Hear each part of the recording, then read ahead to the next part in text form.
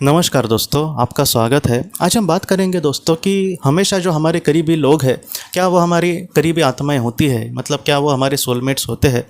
तो अब तक जितना हमें आत्मालोक का ज्ञान मिला है दोस्तों, उससे हमें ये पता चला है कि आत्मा जो होती है वो अपने समुदाय के आत्माओं के साथ, मतलब सोलमेट्स के साथ ही ज़्यादातर जीवन चयन करती है। और उसके माता पिता हुए, उसके मतलब बच्चे हुए, उसका पति पत्नी, ऐसे कुछ मतलब जो हमारे एकदम करीबी रिश्ते होते हैं। तो ये ऐसे जो लोग होते हैं ज़्यादातर हमारे सोलमेट्स ही होते हैं और इनके साथ ही हम ज़्यादातर जीवन लेना पसंद करते हैं। लेकिन दोस्तों बहुत बार ऐसे भी देखा गया है कि जो आत्मा है वो उसके जो करीबी लोग हैं वो कभी कभी उसके सोलमेट्स नहीं होते। जैसे मैंने अपने जीवन में कुछ अपना कर्मबंधन बनाया है और वैसे सारी चीज़ें हमारे सामने आनी है। मुझे किसी एक इंसान से एक विशिष्ट समझो सबक सीखना है और ऐसे समय में मेरे सोलमेट्स में से मेरा कुछ किसी के साथ वैसा कर्म बंधन नहीं है, या फिर कोई एक आत्मा वहाँ पर मतलब जिससे मुझे सबक मिलना है वो उस वक्त कोई और जीवन चयन मतलब जी रही है, या फिर वो उस वक्त अवेलेबल नहीं है उस तरीके से मुझे मतलब सबक सिखाने के लिए। तो ऐसे समय में बहुत बार जो आत्मा होती है दोस्तों वो किसी और एक आत्मा का भी चयन करती है कि मेरे जीवन में ऐसी चीज़ें मैं सीखूं। तो ऐसे समय में दोस्तों ये बात हमें मतलब पता चलती है कि इंसान के जीवन में उसका जो भी कर्म बंधन होगा उसको भुगतना वो बहुत ही ज़्यादा महत्वपूर्ण बात होती है। और उसके कर्म बंधन को लेकर या फिर उसकी सीख को लेकर, कभी कभी मेरा किसी के साथ कोई कर्म बंधन नहीं है लेकिन मेरे जीवन में वो सीख मिलना मेरे लिए बहुत ही ज़्यादा महत्वपूर्ण है। तो ऐसे समय में वो सीख सिखाने के लिए ऐसी कोई मतलब आत्मा मेरे सामने ज़रूर आ सकती है कि जो हो सकता है कि उसके साथ मेरा जो रिश्ता है वो बहुत ही करीबी रिश्ता हो, लेकिन फिर भी वो मेरी सोलमेट्स नहीं होगी। जैसे किसी एक जीवन में मैंने किसी एक आत्मा को बहुत ही ज़्यादा दुख दिया और वो जो आत्मा थी जिसको मैंने दुख दिया वो मेरी सोलमेट थी, वो मेरी करीबी आत्मा थी और वो बहुत ही अच्छी आत्मा थी। उसने मन में कुछ भी बैर नहीं रखा, उसने मुझे बड़े दिल से माफ़ किया और वो अपने मतलब उच्च गति को चली गई। और अब मेरे जीवन में वो दुख भुगतना बहुत ही इंपॉर्टेंट है क्योंकि मैंने मतलब कुछ बुरा किया है। तो अगले जीवन में हो सकता है कि किसी और आत्मा का चयन किया जाए जो मुझे वैसा ही दुख देगी। क्यों? क्योंकि मैंने अपने जीवन में वो सारी चीज़ों को कहीं ना कहीं चुनाव किया था, या फिर मैंने अपने जीवन में वैसे किसी को दुख दिया था। तो ऐसे समय में मेरे जीवन में कितना भी वो करीबी रिश्ता हो और कोई भी रिश्ता हो वो मेरी सोलमेट नहीं होगी, लेकिन फिर भी मुझे उस इंसान से, उस आत्मा से वैसा सबक मिलना बहुत ही ज़रूरी होगा और वैसा ही मतलब एक कहीं ना कहीं नियति वैसी चीज़ों का चयन करेगी। तो इस तरीके से ये सारी बातें होती है।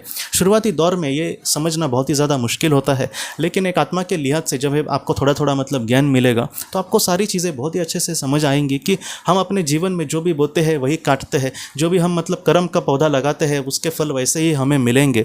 किसी का बुरा करके, किसी का मतलब गालियाँ खा के, किसी की बद्दुआएं लेकर हमें मतलब हो सकता है कि इस जीवन में ये हमारा जीवन अच्छा चल जाए, लेकिन कहीं ना कहीं उसके कभी ना कभी फल हमें भुगतने ही पड़ेंगे दोस्तों। इसलिए जितना हो सके अच्छे कर्म से हमें आगे बढ़ना होगा।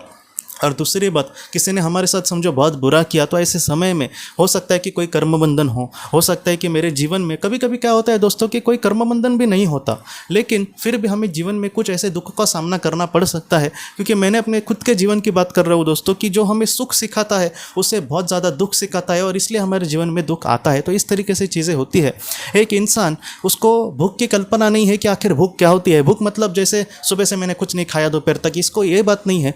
कोई इंसान एकदम गरीब है और ऐसे समय में उसको मतलब कुछ खाने को नहीं मिल रहा है, उसको अच्छा से काम नहीं है, वो किसी तरीके से वक्त का मध्य 2 वक्त की रोटी भी नहीं खा पा रहा, ऐसे इंसान का दुख हमें समझ नहीं आ सकता ज़्यादातर। लेकिन एक ऐसा आप वाक़या समझो कि किसी एक जगह पे हम घूमने गए थे और वहाँ पे हमें मतलब कुछ भी नहीं मिला। बाद में आते समय हम रास्ता भूल गए कि कोई जंगल जैसा एरिया था और पूरा हमें रात वहाँ पर काटनी पड़ी, हमने कुछ भी नहीं खाया।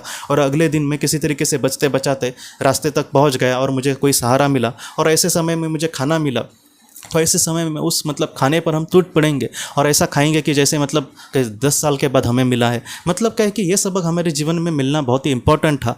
और ऐसे समय में हम कहीं से जा रहे हैं समझो 10 साल के बाद भी, और वहाँ पर कोई एक भूखा इंसान मिला तो हम फटक से जेब से कुछ उसको निकाल के पैसे देंगे या फिर खाना ला कर देंगे। यह सारी चीज़ें हम क्यों मतलब देंगे? क्योंकि हमें भूख की कल्पना आ गई है कि एक जीवन में एक मतलब पल में मैं भी ऐसे ही भूखा था। तो इस तरीके से हमारे लाइफ में होता है दोस्तों कि जो दुख है वो बहुत बार बहुत बड़े बड़े सबक सिखाने के लिए आते हैं। उसके एक अलग अलग कारण होते हैं, लेकिन उस मतलब दुख को भुगतने के लिए अगर कोई आत्मा आ रही है, किसी इंसान के साथ हमारा संबंध आ रहा है, वो हमें सुख दे रहा है, दुख दे रहा है, तो ऐसे समय में बहुत बार ये देखा गया है कि वो इंसान जो होता है वो हमेशा ही हमारी सोलमेट, हमारी करीबी आत्मा नहीं होती। बहुत बार ये भी देखा गया है कि हो सकता है कि वो कोई अलग आत्मा हो जिसके साथ हमारा कुछ भी संबंध ना हो, बस एक कर्म बंधन किसी एक जीवन में मैंने किसी के साथ कुछ किया था उसके लिए वो आता है, या फिर मेरे जीवन में कुछ सबक सीखने इंपॉर्टेंट होते हैं इसके लिए वो इंसान आ सकता है। तो हम एकदम श्योर नहीं कह सकते दोस्तों कि जिनके जो हमारे जीवन में बहुत ज़्यादा प्रभाव डाल रहे वो हमारा करीबी आत्मा हो सकती है। लेकिन यहाँ पर दूसरी बात कहता हूँ कि आप ये बोलेंगे कि आखिर तो हमारे करीबी आत्माएं कौन होते हैं, तो मैं आपको एक ही बात बोलता हूँ कि